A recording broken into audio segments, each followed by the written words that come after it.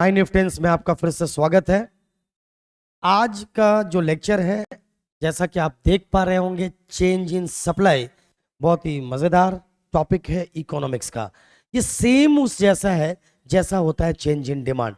तो मेरी सलाह रहेगी कि आप चेंज इन डिमांड को अगर कंफर्म कर ले तो चेंज इन सप्लाई कंफर्म हो जाएगा। सिर्फ एक पॉइंट को एक्स्ट्रा समझने की जरूरत है, और अगर चेंज इन सप्लाई कंफर्म है तो आपका चेंज इन डिमांड कंफर्म हो जाएगा। क्लियर? चेंज इन सप्लाई मतलब सप्लाई में परिवर्तन। सप्लाई में परिवर्तन, परिवर्तन का मतलब क्या होता है समझिए। आपका वेट बढ़ गया या आपका वेट घट गया, दोनों हालत में हम बोलेंगे परिवर्तन। चेंज दोनों हालत में बोलेंगे क्या, या सिर्फ बढ़ने को चेंज बोलेगा या सिर्फ घटने को? बढ़ने और घटने दोनों को चेंज बोलेंगे। यस या नो? सेम चीज है। सप्लाई बढ़ेगा तो भी चेंज, सप्लाई घटेगा तो भी चेंज। बढ़ना, सप्लाई का बढ़ना या सप्लाई का घटना, दोनों में से अगर कुछ भी हो गया तो आप कहेंगे चेंज इन सप्लाई। जैसे कि एक बात एक सिंपल बताता हूं। एक दुकानदार है, एक शॉपकीपर है, सपोज उसके कपड़े का शॉप है। वो पहले 100 पेयर ड्रेस बेचता था, अब वो 80 पेयर बेचता है। सप्लाई चेंज हुआ? यस या नो? दूसरा फैक्टर, दूसरे एंगल से इसको चेक करें। पहले 100 पेयर वो ड्रेस बेचता था, अब वो 120 पेयर या 125 या 130 पेयर ड्रेसेस बेचता है। इसका मतलब यहां पर भी चेंज हुआ। तो चेंज का मतलब बढ़ना भी होता है और चेंज का मतलब घटना भी होता है। अब गौर कीजिए, इसका डेफिनेशन यही आएगा जो मैंने अभी आपको बताया, वैसे देख सकते हैं। लेकिन गौर कीजिए, ये जो चेंज होगा सप्लाई में, किस किस वजह से सप्लाई बदल सकता है? बहुत सारे कारण हैं जिसकी वजह से सप्लाई बदल जाएगा, सप्लाई में चेंज आ जाएगा। सपोज प्राइस घटेगा तो सप्लाई पहले की अपेक्षा क्या हो जाएगा? घट जाएगा। प्राइस बढ़ेगा तो सप्लाई भी क्या हो जाएगा? बढ़ जाएगा। तो प्राइस फैक्टर तो एक इंपोर्टेंट फैक्टर होता ही है, और इकोनॉमिक्स में सबसे बड़ा फैक्टर अगर कहा जाएगा तो डेफिनेटली प्राइस सबसे बड़ा फैक्टर होता है। प्राइस फैक्टर ऐसा फैक्टर है ना कि वो ज्यादातर ना किसी भी ज्यादातर आप देखोगे तो चेंज इन डिमांड या चेंज इन सप्लाई के पीछे प्राइस फैक्टर ही होता है। तो जो ज्यादातर होता है हम उसको अलग से उसका एक नाम दे दिया हमने, समझ रहे हो? वैसे फैक्टर और भी है, फैक्टर्स और भी हैं। जैसे पॉपुलेशन बढ़ जाएगा, पॉपुलेशन बहुत ज्यादा हो जाएगा तो भी सप्लाई बदलेगा, है ना। रिलेटेड गुड्स में अगर रिलेटेड गुड्स में परिवर्तन, रिलेटेड गुड्स के प्राइस में चेंज आ जाए तो भी सप्लाई चेंज हो जाएगा। आप मानते हो नहीं मानते हो? तो फैक्टर्स बहुत सारे हैं। बस किसी भी फैक्टर से यहां पर चेंज इन सप्लाई का क्या मतलब है? किसी भी फैक्टर की वजह से या तो सप्लाई बढ़ जाता है, किसी भी फैक्टर की वजह से या तो सप्लाई बढ़ जाता है या सप्लाई घट जाता है, तो इसे हम चेंज इन सप्लाई कहते हैं।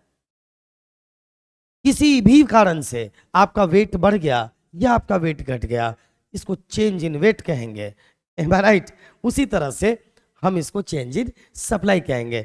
अब देखिए, when supply of goods change due to change in its price और due to other factors, price या कोई भी फैक्टर की वजह से सप्लाई चेंज हुआ तो इसे हम चेंज इन सप्लाई कहते हैं। अब चलिए चेकिए, there are two types of change in supply. Point को भी नोटेड देखिए। Movement along the supply curve and shift in supply curve.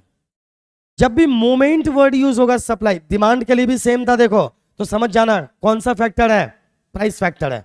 तो हम क्या बोलेंगे कि जब प्राइस फैक्टर की वजह से सप्लाई बदलेगा, मैंने आपको क्या कहा, इस सप्लाई के बढ़ने मतलब चेंज के फैक्टर को दो भाग में बांटिए। कौन कौन सा? प्राइस एंड बाकी दूसरा फैक्टर। तो अगर प्राइस की वजह से सप्लाई में परिवर्तन आएगा, then it will be called movement along the supply curve. और अगर अदर फैक्टर की वजह से सप्लाई चेंज होगा तो it will be called shift in supply curve. याद रहेगा? सेम चीज डिमांड में भी आपने देखा था। तो एक चीज को कंफर्म करो, अगर डिमांड का केस आएगा तो आप कह सकते हैं there are two types of change in demand.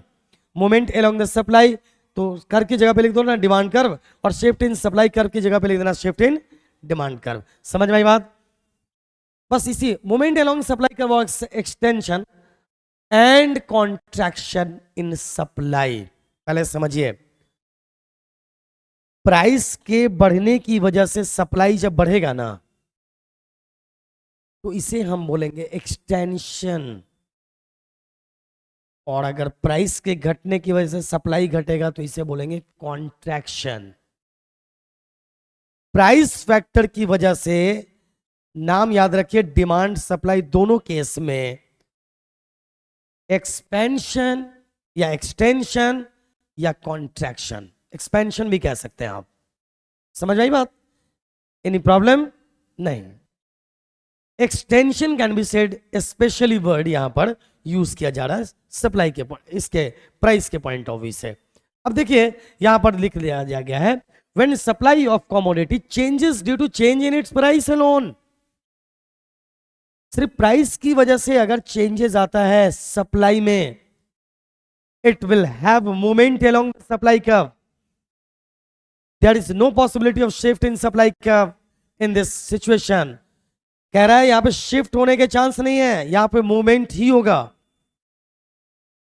N upward movement along the supply curve is known as extension of supply, and downward movement along the supply curve has come to be known as contraction of supply।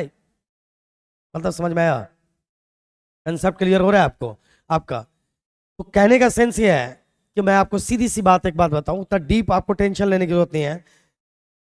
Price की वजह से supply बढ़ा, price बढ़ने की वजह से supply बढ़ा, या प्राइस घटने की वजह से सप्लाई घटा, मतलब कि प्राइस फैक्टर की वजह से अगर सप्लाई में चेंज आया तो it will be called movement along supply curve, और अगर बढ़ा तो एक्सटेंशन और घटा तो कॉन्ट्रैक्शन।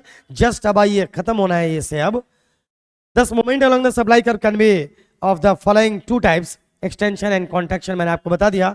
अब आइए एक्सटेंशन ऑफ सप्लाई, मैंने आपको बता दिया है अभी, एक्सटेंशन कॉन्ट्रैक्शन सब समझा दिया।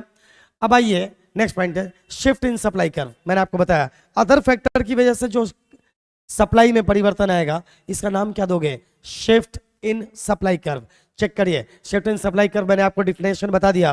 प्राइस फैक्टर को छोड़कर अदर फैक्टर की वजह से अगर सप्लाई में परिवर्तन आता है तो it will be called shift in supply curve. याद रखिए, यहाँ पे देखिए, when supply of a commodity changes due to other factors then its on price, such as change in technology, future expectations, है ना, goals of firms, it is known as increase और decrease in the supply.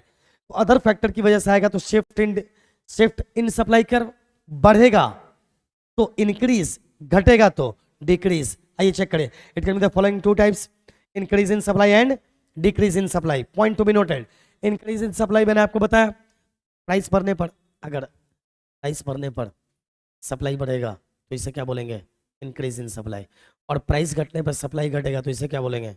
Decrease in supply. आप check कर सकते हैं, due to change in factors other than the price of a commodity, when more quantity is supplied at the same price, it is known as increase in supply. क्या कह रहे हैं? जब ये तो लॉ ऑफ डिमांड था, law of supply था, price बढ़ने पर। अब अगर यहां पर ध्यान दीजिए, प्राइस फैक्टर को छोड़कर अगर दूसरे फैक्टर पर ध्यान दें, प्राइस सेम है, प्राइस सेम है, उसको छोड़कर कोई और फैक्टर की वजह से अगर सप्लाई बढ़ रहा है तो इसे क्या बोलेंगे? Increase in supply. उसी तरह से प्राइस सेम है, किसी और फैक्टर की वजह से सप्लाई घट रहा है, it will be called decrease in supply. मुझे यकीन है कि आपको ये टॉपिक बहुत अच्छे से समझ में आ गया होगा। आज के लिए इतना काफ़ी है। Best of luck.